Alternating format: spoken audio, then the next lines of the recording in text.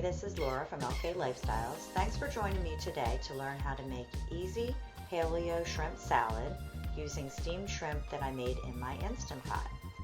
In a previous video, I showed you how to make Cajun steamed shrimp in your Instant Pot. But since that shrimp is really hot, we're going to have to chill it down in an ice bath for about 3 or 4 minutes so that we can chop it up and make our salad out of it. In the previous video, I showed you that I pre-seasoned the shrimp before I steamed them, so they already have a lot of flavor on them. To make your shrimp salad, you will need about a half a cup of homemade mayonnaise. You can find that on my site as well.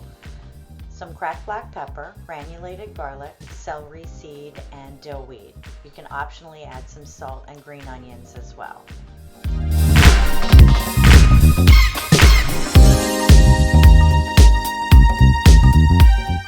So I added all of the ingredients to the chopped up shrimp, and I'm just going to give it a gentle toss and a stir, and it's that simple, folks. All you have to do is add some extra ingredients to your easy steamed shrimp, and this shrimp can be easily stored in any kind of container in your refrigerator for about 2 or 3 days. I probably wouldn't give it more than that.